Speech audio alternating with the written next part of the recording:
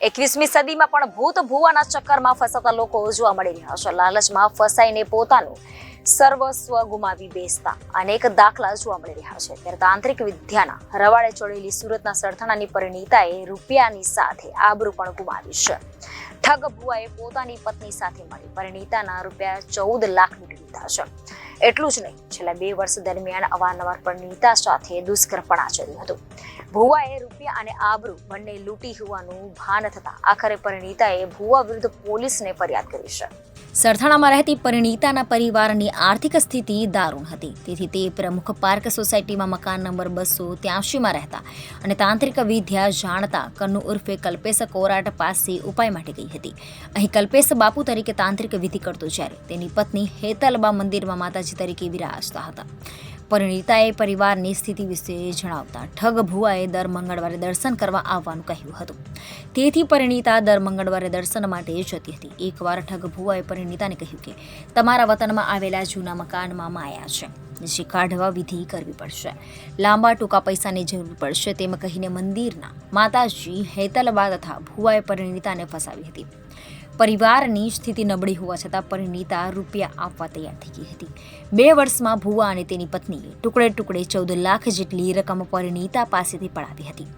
ઠગ ભુવો વિધિ કરવાના બહાને પરિણીતાને પોતાના ઘરે મંદિરમાં મઢમાં બોલાવતો હતો. પરિણીતા અંદર આવે ત્યારબાદ મઢનો દરવાજો અંદરથી બંધ કરી દેતો હતો. પરિણીતાને ધ્યાનમાં બેસાડતો, લીંબુ મરચા તેના પરથી ઉતારતો, ત્યારે આંખો બંધ રાખવા કહેતો. ત્યારબાદ ભુવો હું કહું તેમ કરવાનું છે, નહીં તો માયાની પ્રાપ્તિ નહીં થાય તેવું કહી પરિણીતાના કપડાં ઉતારતો હતો. પરિણીતા ના પાડે તો આંખો કેમ ખોલી તેમ કહી જમીન પર સુવડાવી દઈ પરિણીતાને માર મારતો હતો. ત્યારબાદ બળજબરીપૂર્વક દુષ્કર્મ આચરતો હતો. ઠગ ભુવાએ તાંત્રિક વિધિ કર્યા બાદ પરિણીતાને એક તાંબાના કળશ પર કપડું બાંધી આપ્યું હતું. આ કળશ ઘરમાં રાખવા સૂચના આપી હતી. થોડા સમય બાદ તેમાંથી હીરા મોતી નીકળશે એવું કહ્યું હતું. ખરેખર તો ઠગ ભુવાએ કળશની અંદર પથ્થર ભરીને પરિણીતાને આપી દીધા હતા.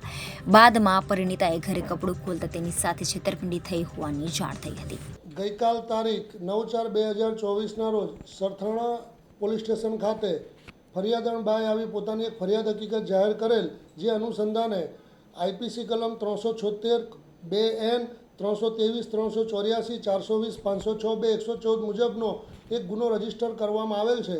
જે ગુનાની હકીકત એવી છે કે આ ફરિયાદણબાઈ પોતે જે સોસાયટીમાં રહેતા હોય તેઓની સામે બીજા એક એમના સગા સંબંધી રહેતા હોય તેઓ અવારનવાર સરથાણા પોસ્ટે એક સોસાયટીમાં મોગલધામનું મંદિર આવેલ છે, એ મંદિરમાં દર્શન કરવા જતા હોય તેમને પણ એવું કહેલ કે તમે ત્યાં દર્શન કરવા આવો, તમારી પરિસ્થિતિ સુધરી જશે. જે અન્વયે વારંવાર આ બેન આ રીતના એમને વારંવાર વાતો કરતા હોય.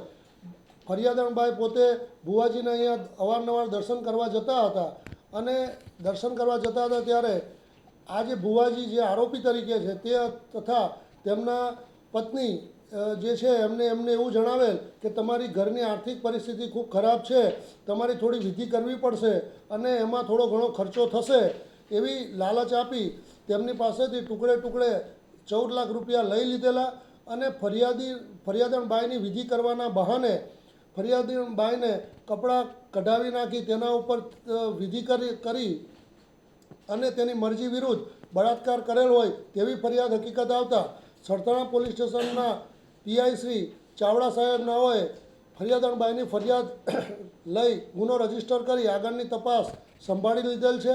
અને ઉપરોક્ત ગુનાના કામે જે ભુવાજી છે આરોપી કલ્પેશભાઈ નારણભાઈ કોરાટ, રહેવાસી પ્રમુખ પાર્ક સોસાયટી, સિલ્વર ચોક, સરથાણા, તેઓનાઓને ગઈકાલ તારીખ 9/4/2024ના કલાક 22:00 વાગે અટક કરેલ છે અને હાલ આરોપીની પૂછપરછ અને તપાસ ચાલુ છે અને આગળની તપાસ તજવીજ ચાલુ છે. Reporter Arvind Rathod, Janadesh news, Surat.